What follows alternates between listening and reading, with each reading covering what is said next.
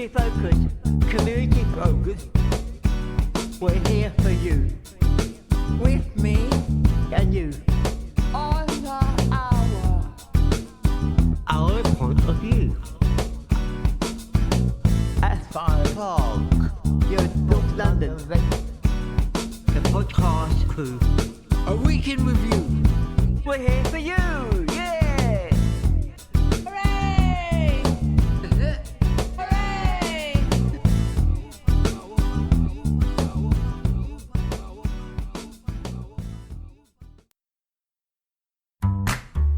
Community Focus is an art centre for children and adults with disabilities.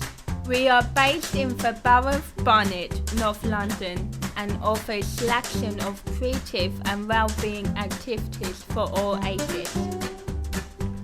In the room we have Philip. Carol, Jonathan, Gila, Babak, and Amia. In this episode, we talk about being patronised, how it makes us feel, and what we could say to those who have patronised us in the past. Listen carefully, you might learn something. You could be patronising others without even realising it. We also bring you to our third instalment of our drama, 45 Nowhere Street, an incredible talking tale written and performed by Tara. So guys, how are we all this week? Gila, do you want to start? I had a good week. I was helping out on being an assistant teacher on a podcast, and it was my very first time doing it, and I loved it. In the bakery, I was making 4 cakes and Victoria sponges. I done the cake business all okay, and then I did the icing. Instead of icing sugar, I put in custard sugar. That was fine because we just wiped the custard sugar off. And then the mum of the bakery said, put a towel on the mixer because the icing sugar will go pfft. And I didn't. So basically I was covered in icing sugar. And I wasn't happy on that day. Did it taste very nice though? I didn't taste it. Carol, how are you this week? My week has been pretty good. On Monday, I had 2 theatre places I go to. I go to youth theatre, where I did a bunch of acting, singing, dancing for a show that we're doing in July. And I go to Chicken Shed, which I'm doing another show, and we played a bunch of games, and we came up with ideas what we want to do for the show, and pretty much overall it was really tiring for Monday. The show that I'm doing at the youth theatre, it's about like the different centuries, like the 1920s, 1930s, and we are travelling back to those eras and finding out what it was like. And for the Chicken Shed, we're doing like something based off music and emotions. Amazing. And we're coming up with our own ideas to say what we would like in the show. So yeah. Really good. Well done, Carol. Fantastic. Babak, how was your week this week? Quite good. I've been going to Aston Villa. Really? Mm. Went to a football match. Mm. And what was that like? Quite good, yeah. Yeah? Who did you go with? Who was playing? Chelsea and Villa. And who won? The best team won. Villa. Jonathan, how's your week been? It's been okay, could be better, could be worse. Yeah, but it's not been a super eventful week.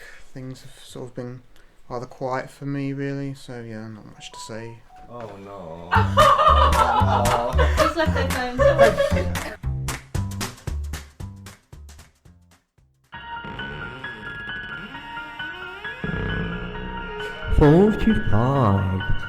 Nowhere Street.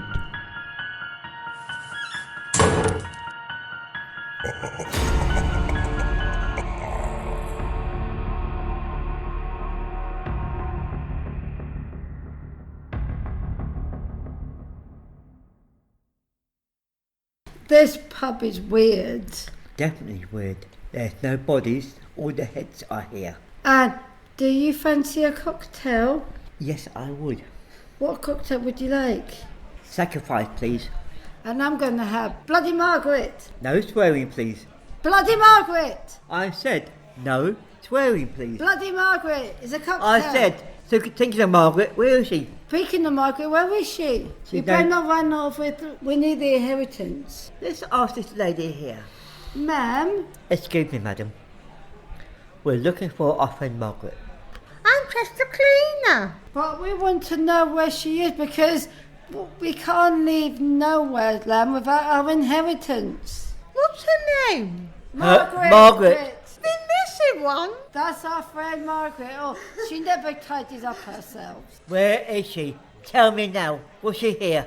There she was. Are you sure? Are you not pulling my leg because we want the inheritance? If we don't get our inheritance, we'd be out of the streets. We won't have no dosh. Is she still here? Yes or no? She left in a hurry. Are you sure? Are you sure?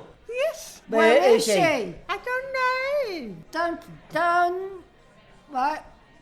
We want to know where she is so we can get our inheritance, please. Don't We're tell. begging us. Don't tell us. But you don't know where she is. We want to know so we can have the inheritance, so we can make our own life without her. I don't know. You don't know? Call yourself a cleaner. Call yourself a cleaner. Of course you know where she is. Why don't we give her 50 so she would give us information about Margaret? Shall we do that, Hugo? Is she worth it though? Of course she's worth it. Margaret's one of our dear friends, dear. Oh dear. Yeah. Okay, let's give her. Oh, here we go. Here we are, He's madam. 50. We want to know the information, please.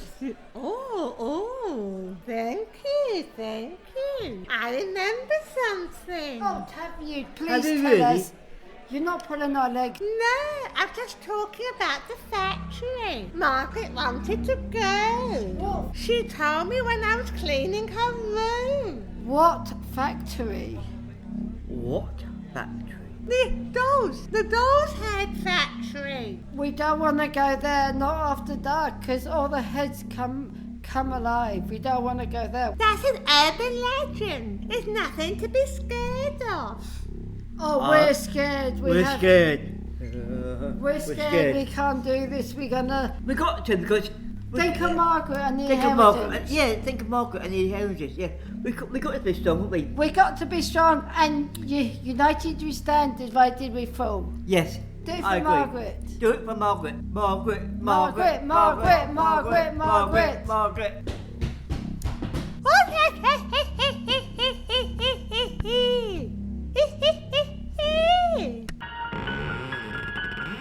45 Nowhere Street stars Phil, Corey, Nadine and Carol.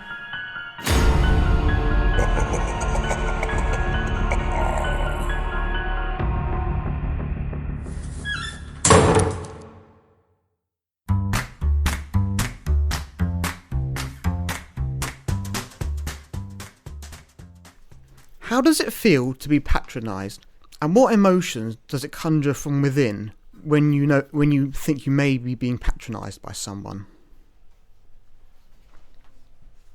So there was a situation when I enrolled in college. I normally don't go to certain situations by myself. I normally have one of my parents with me to help me because sometimes I don't understand what that person is saying and I need someone to explain it to me. So I was there by myself and I felt there was this lady who was enrolling the people, and when it came to my turn, I didn't understand what she was saying, and I felt like she was talking to me in a very like babyish way, like saying, I think this I wanted to do this certain course, and she said, because of your special needs, I feel like another college would be suitable for you because of your your surroundings and stuff. And I kind of got overwhelmed by that. I started getting emotional because of that, because I don't do things by myself. It's like kind of like having anxiety in a way, like, but like I got overwhelmed by that situation, and I felt like she was just belittling me, and I felt kind of like she was trying to put me down or something because of that. Another time when I was at an appointment, and both my parents came. I was because I get nervous in those kind of situations when I'm like alone. But I'm trying to learn to be I'm trying to learn to be independent by going to appointments by myself. I don't know. It's so awful, Carol. Thank you for sharing that story. I really feel what you said about your story. So I went to an appointment on Wednesday, and I was there with my mum, and my mum and me and the receptionist was just talking about how we got here, and I said we got here by car. My mum said we got here by car. And the receptionist said, can she not speak? And I said, yes, I can speak, but I want my mum here because I've got learning difficulties.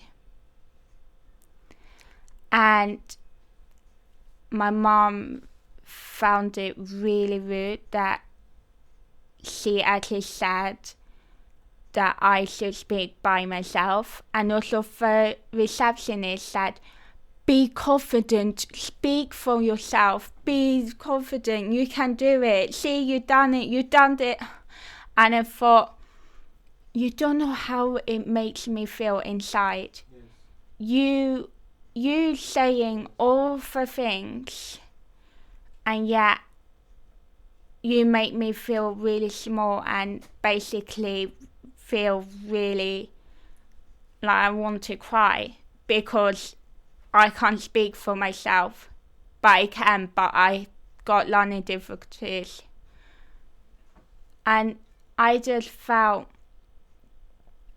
really, really upset for my mum. I said sorry to my mum because I always say sorry to people, I don't know why. But how cruel are people that basically trying to help you and then just like, oh, why can't you do this by yourself, or why can't you do that by... And I just don't understand people and their brains, but it's really made me feel like a pea on the ground. Basically, don't really want to pick myself up anymore and speak by myself.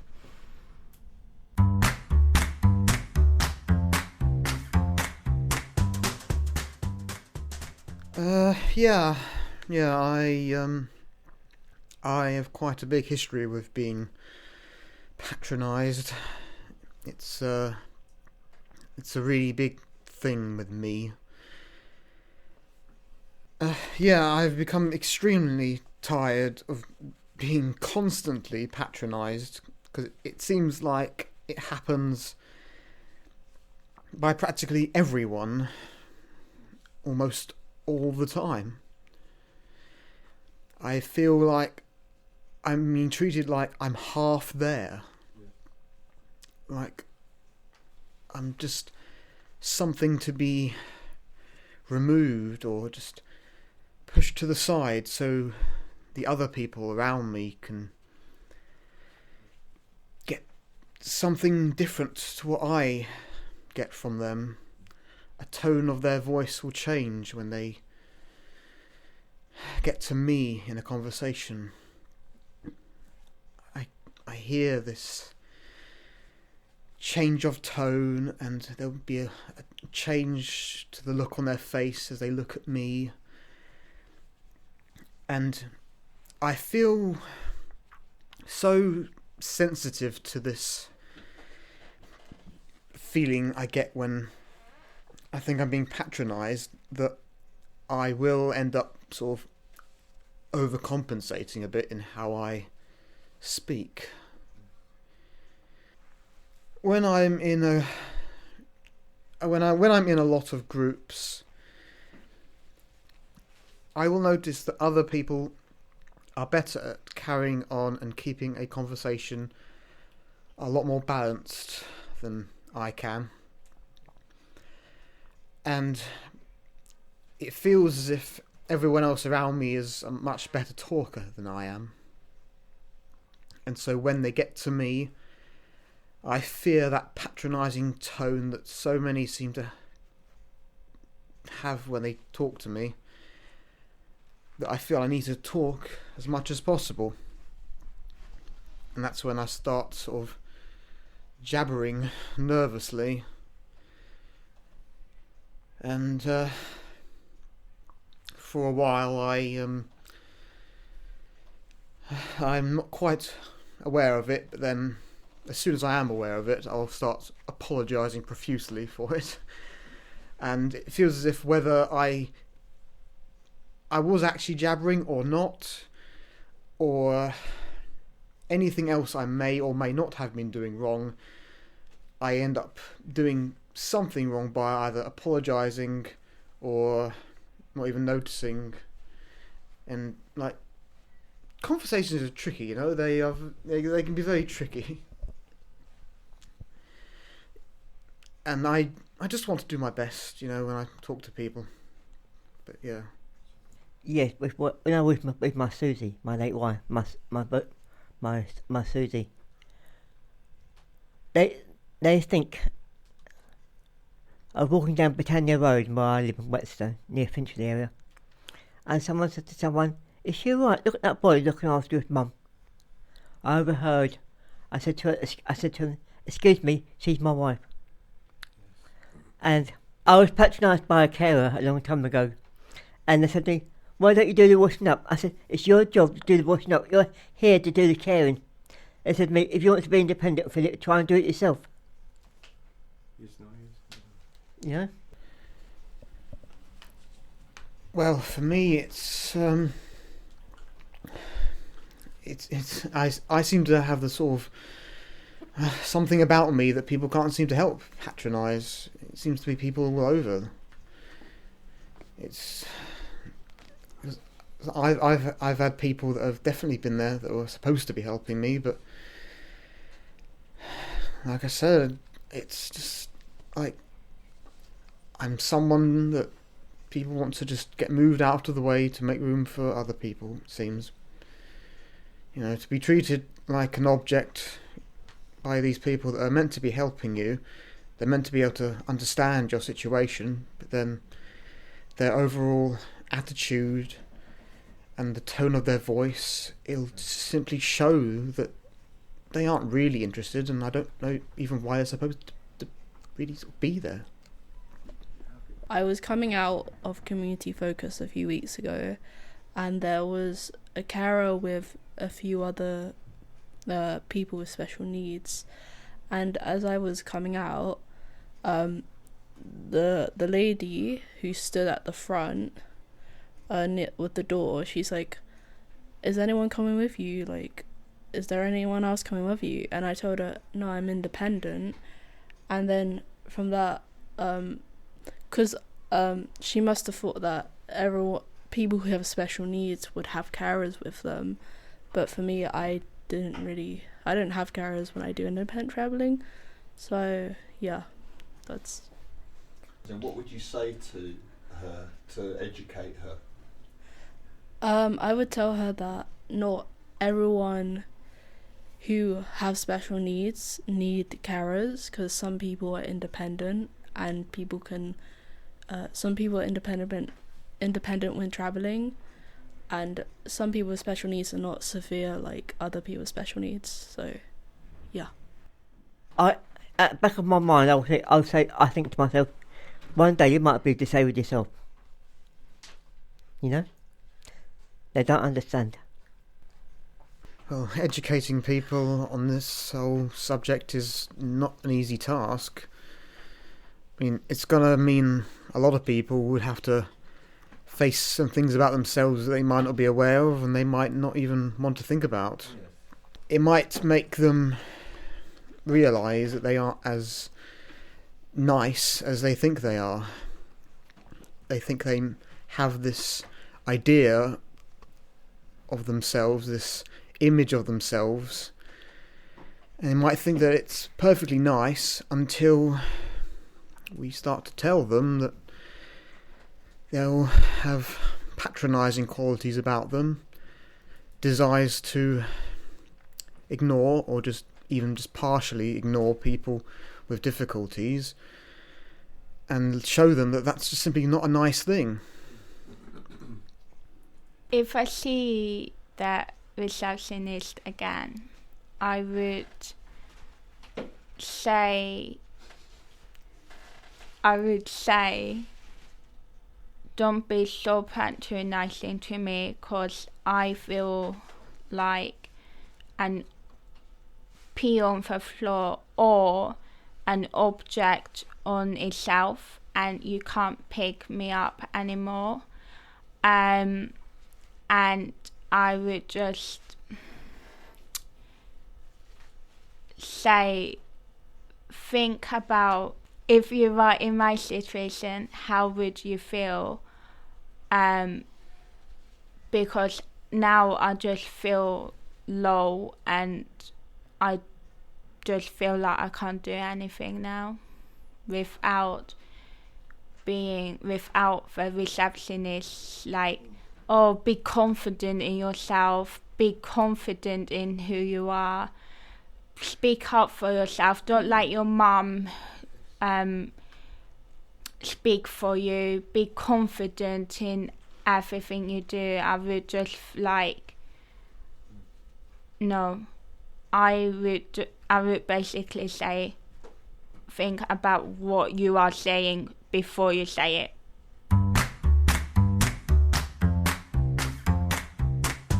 Talking Tales is a group of creative storytelling students from Community Focus, sharing their monologues, poems, stories, songs, and characters.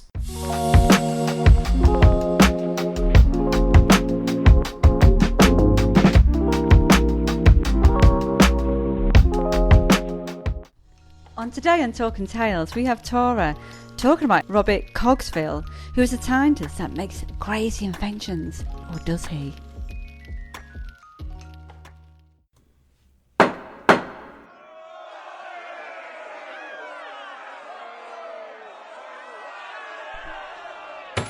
How dare you!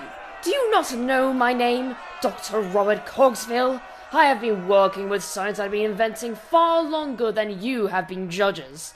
I'm humble enough to admit my beginnings were flawed. My initial inventions were flawed, yes, but I have learned from my mistakes and have only improved my work and standards. My inventions now are as safe as can be. They're perfectly functional, and even when falling apart, I have ensured they wouldn't cause harm to their users. Yet here you are, accusing me of sabotaging my own works, my own lifeblood.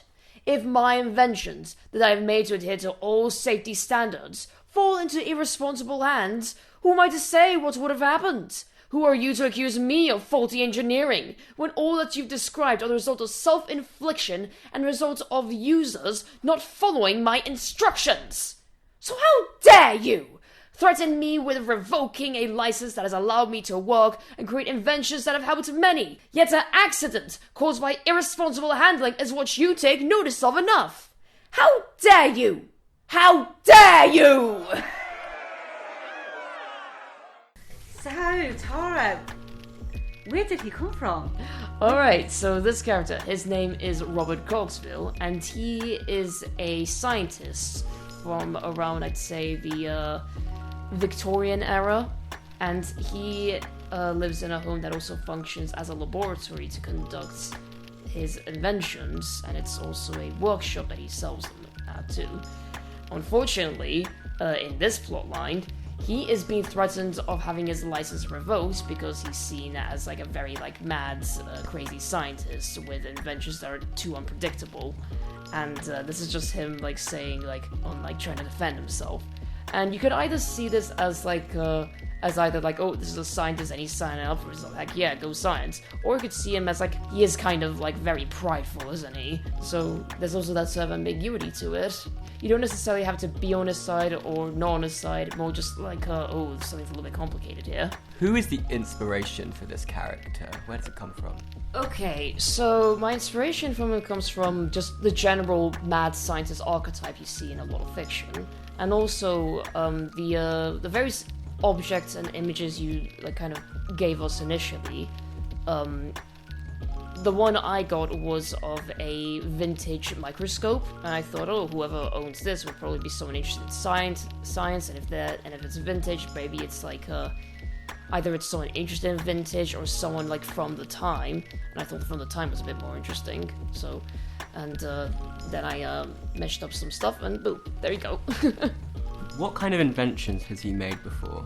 Well, I think definitely one of them are microscopes, but I think maybe on like some unique types of machinery that's meant to help in factories. Perhaps some contraptions that are also meant to help in daily lives. What do you think the court result was? He gets his license revoked. Oh no. Don't worry, he learns from this. He learns from this and becomes much more better, much more responsible.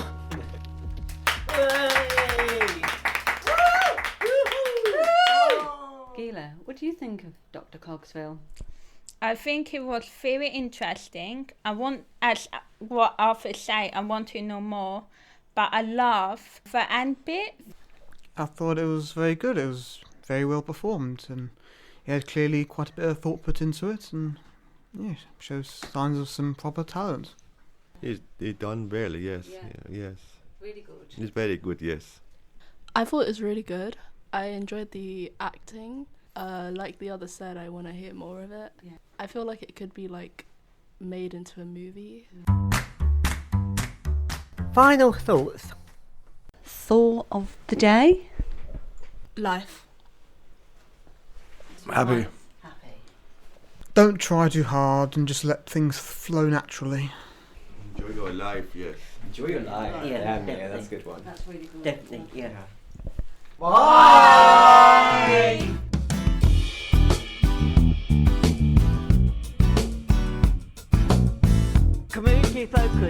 Community focused. We're here for you. With me and you. On Our point of view. As far as your North London, the podcast crew. A week in review. We're here for you.